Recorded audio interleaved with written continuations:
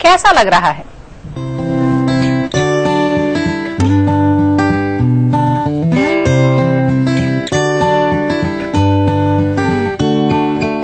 क्या आपने कभी आत्मा के साथ इमोशनल अत्याचार देखा? अगर नहीं देखा है तो जल्दी यूटीवी के शो के एक एपिसोड में आत्मा और इमोशनल अत्याचार एक साथ देखने को मिलेंगे। कैसी आत्मा है ये वाली आपकी? कितनी बुरी और कितनी डरावनी हो सकती है? वेल, आज तो डेफिनेटली आत्मा का प्रमोशन कर रही हूँ, लेकिन इमोशनल अत्याचार के सेट पे आई हूँ। ये एक बहुत ही एक शो है जो बहुत ही स्कैंडलस है, बट एक हमारे समाज की सच्चाई को बताता है। बिगड़े हुए रिश्ते actually sometimes can be sorted, and sometimes you are out of a bad relationship. अब तक जो देखा वो सिर्फ चीटिंग थी, अब फाश होगा चीटिंग का घिनौना रूप। फिल्म की जैसे थीम होती है, तो क्या थीम में ऐसा कुछ है कि कोई आत्मा, ये जो आत्मा है वो इमोशनल अत्याचार करी आपके ऊपर, या कुछ ऐसा है? आई होप कोई ऐसे जो भी चीट करते हैं उन पे आके कोई बुरी आत्मा अटैक करते हैं। कोई भी अगर किसी के पार्टनर को चीट कर रहा है, so I think cheating is something which is something that I would not pardon. For me, fidelity is very important in a relationship. So अगर मेरे पास ये पावर होती तो मैं तो सब कुछ डेंजरस आत्मा को भेज देती लोगों को अटैक करने के लिए। तो हर तीसरा आदमी अटैक होता आपके साथ? क्यों आपको लगता है कि हमारा देश क्या यही है? It's all about infidelity. जो दिखाया जाता है सीन में, तो इस तरह से हो रहे होते हैं, इस वजह से मैंने एक अंदाजा लगाया। आपने किया कभी? नहीं। तो ठीक है, आप आत्मा सेफ है। मम्मा, पापा कब आएंगे? विपाशा के साथ ऐसा कभी कुछ इमोशनल अत्याचार, नॉट इस टाइप का चीटिंग टाइप का, पर ऐसा कोई इमोशनल अत्याचार हुआ है कि किसी ने आंसू बहा के काम निकालने वाला टाइप का, जो इमोशनल ब्लैकमेलिंग वाला सीन, ऐसा कुछ हुआ? I think अगर you are living your life, you will come across various incidents in your own life where things happen in your life and it makes you grow. So definitely मेरे life में भी बहुत कुछ हुआ है, emotional अत्याचार बहुत हुआ है, पर it's a process of life. So how you take from there, जैसे मैंने कहा पहले ही कहा, एक रिश्ता होना जरूरी नहीं है। अगर एक just to keep your relationship alive, you can't just be okay with everything. So if a relationship is bad, it's better for it to go away.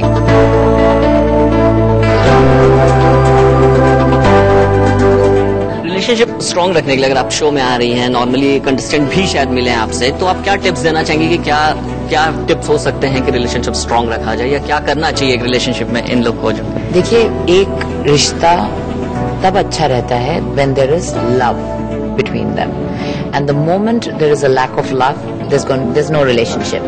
If it's going to be like, अगर ऐसा कुछ तरीका नहीं होता है कि how to keep two people together, मुझे नहीं लगता। It's more than that. It's something that you can't really explain. इसके कुछ do's and don'ts नहीं होते हैं. It's all about love. If you have it, it's going to be there. If you value, if you respect the partner, it's going to be there. If you don't, it's going to go.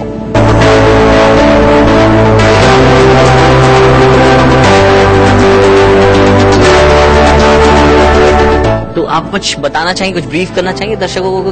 आत्मा है कौन, क्या है? Picture देखो, आपको पता चलेगा आत्मा है कौन। अच्छा, तो अभी विपाशा अकेले ही सारा प्रमोशन करेंगी फिलहाल? ऐसी कोई बात नहीं है। नवाज बिजी हैं आज, इसलिए नहीं आ पाए हैं, वरना डेफिनेटली नवाज खुद भी प्रमोशन कर रहे हैं, हम लोग अलग कर रहे हैं। Then we'll be doing it together in like couple of days.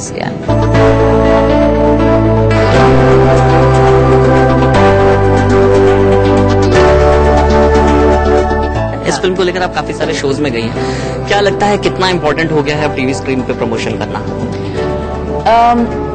एक तो ट्रेंड है, सब करते हैं, तो हम लोग को बोला जाता है कि करो। But I feel the reach of television is amazing. It really reaches out to the household people. और अगर एक अच्छी कहानी बनाई है, and if you have faith in the film that you're doing, I have a lot of faith on Atma. That's why I will go everywhere.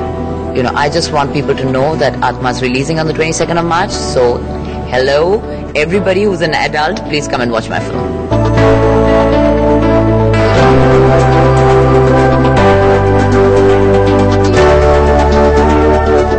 Lastly ये जानना चाहेंगे आपसे कि फिल्म को आप क्या बताना चाहिए? हॉरर है, एंटरटेनिंग है, क्या बोलना चाहिए फिल्म?